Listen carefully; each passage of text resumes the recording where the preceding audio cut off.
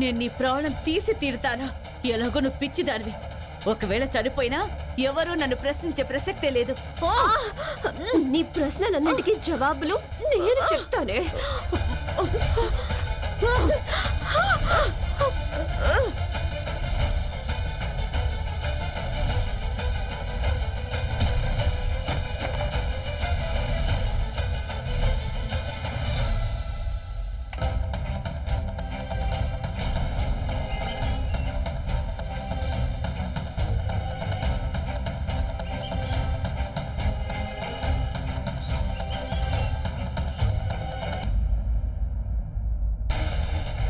రాక్షసి, నేను నిన్ను వదిలిపెట్టనే.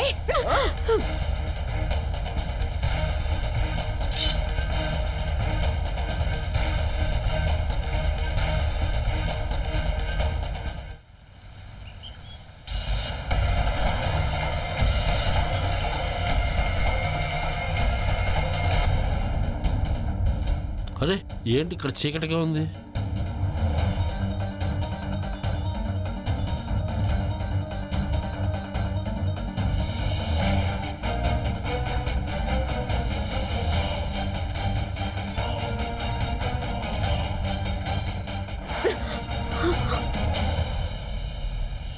ఇప్పుడు ఈ ఆత్మ తనకు చెందిన శరీరంలోకి ప్రవేశిస్తుంది.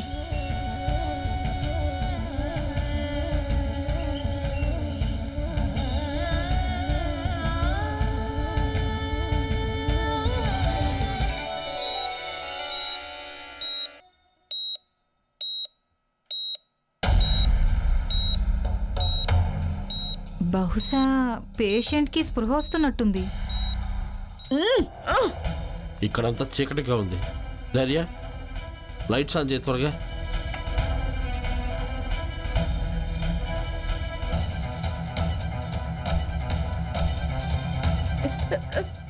సంతోషి, సంతోషి, నన్ను వదిలేసి వదులు. నీకు దండం పెడతాను, నన్ను చంపకు.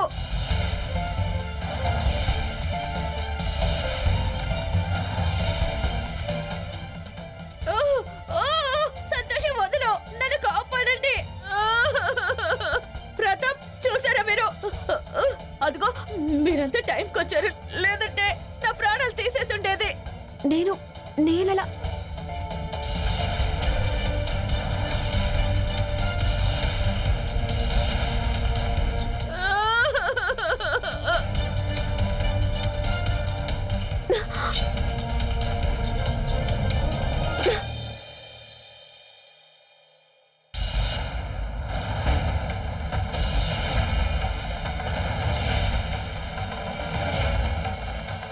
అనుకోకుండా వచ్చిన ఆలోచన సక్సెస్ అయింది.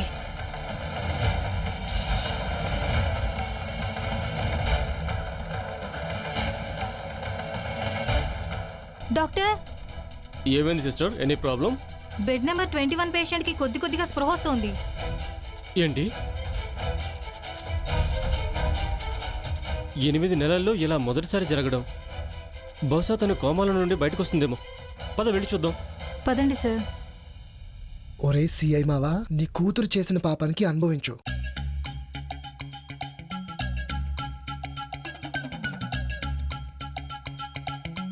ఏంటిది? సార్, అది అప్లికేషన్ సార్. మీరే చెప్పండి సార్. నేను ఇంకా ఎంతకాలం ఇలా ఇన్స్పెక్టర్గానే పనిచేయాలి? నేను చాలా గొప్ప పనులు కూడా చేయాలి కదా సార్.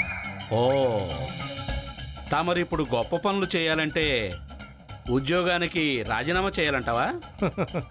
మీరు మరీ వేళాకోళం చేయకండి సార్. ఇది నా రాజీనామా కాదు సార్, ఇది నా ప్రమోషన్కి దరఖాస్తు సార్.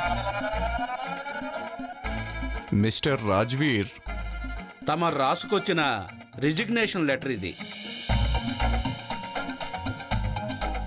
సార్, తొందర ఏమి లేదు, ప్రశాంతంగా చదవండి. ఇంగ్లీష్లో రాశాను. అంటే ఏంటి నువ్వు అనేది? నాకు ఇంగ్లీష్ రాదంటావా? అర్థం పర్థం లేని అప్లికేషన్ రాసుకురావడమే కాకుండా నాకే నేర్పిస్తున్నావా? నువ్వు చేసిన ఈ తెలివి తక్కువ పనికి మిస్టర్ తేజ్వీర్, నేను నిన్ను 6 నెలల పాటు సస్పెండ్ చేస్తున్నాను. Get out. అలా రాయలేదు sir. I said get out.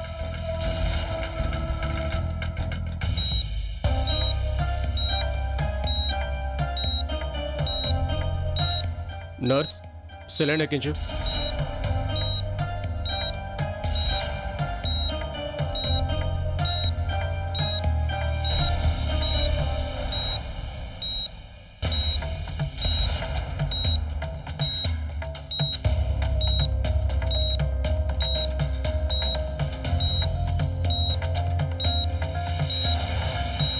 Madhu ఒక్క నిమిషం. సంతోషి, అసలు నువ్వేం చేయబోయావు?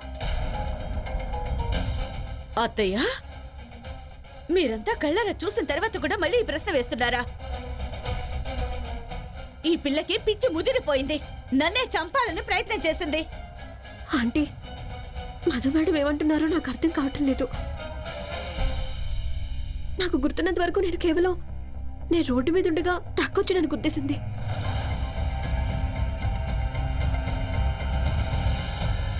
ఆ తర్వాత ఏం జరిగిందో ఏంటో నాకేం గుర్తులేదు. నేను ఇక్కడికి ఎలా వచ్చానో కూడా, అలాగే ఆ కత్తి కూడా. బహుశా సంతోషికి జ్ఞాపక శక్తి తిరిగి వస్తున్నట్టుంది. అబద్ధాలు చెప్పక సంతోషి. అందరికీ నీ గురించి నిజం తెలిసిపోయింది. ఇప్పుడు నువ్వు కథలు అల్లడానికి ప్రయత్నిస్తున్నావా?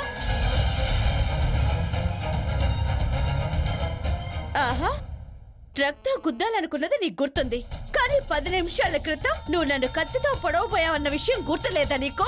మధు మేడం నిజంగా ఇక నాటకాలు చాలు సంతోషి. నేను అబద్ధం చెప్పడం లేదు. నోరు మూసుకో నువ్వు. ఇప్పటి వరకు నటించింది చాలు. ఆంటీ, నేను చెప్తుంది నిజం. నాకు నిజంగా ఏమీ గుర్తులేదు. ఒట్టు ఒట్టు ఒట్టు మేడం, నేను అబద్ధం చెప్పడం లేదు, నిజం.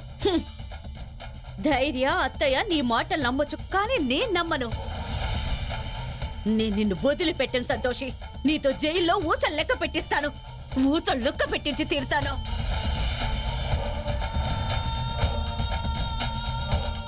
ధైర్య,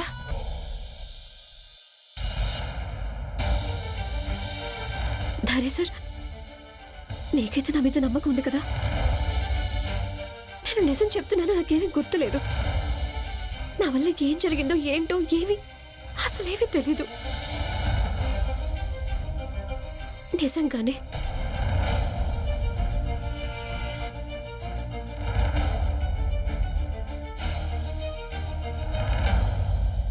మాత, ఏంటిలా జరిగింది? సంతోషి ప్రాణం తన శరీరంలోకి ప్రవేశించింది, కానీ ఇంతలో సమస్య వచ్చి పడింది. గోమాత అంతా మునిపటిలా మారిపోయింది, కానీ జరిగినది మాత్రం సరైన సమయానికి జరగలేదు.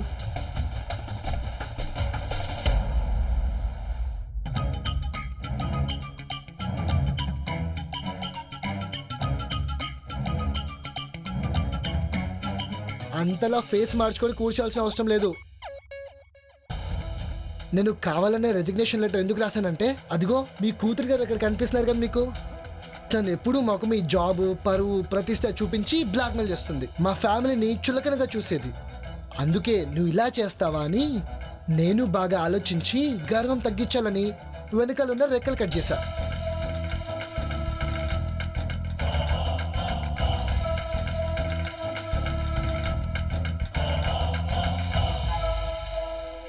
చూడు బాబు, నువ్వు నా అల్లుడివి.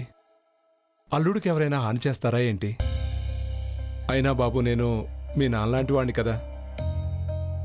ఇప్పుడు చూడు బాబు, నువ్వు చేసిన ఈ చిన్న పొరపాటు వల్ల నేను సస్పెండ్ అయ్యాను. ఇలాంటిది ఏదైనా చేసే ముందు కొంచెం ఆలోచించాలి కదా.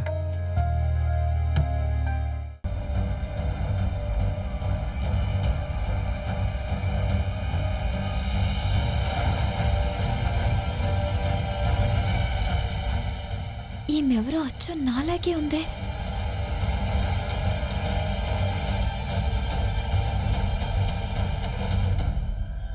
నా హీరో. రా కూర్చో.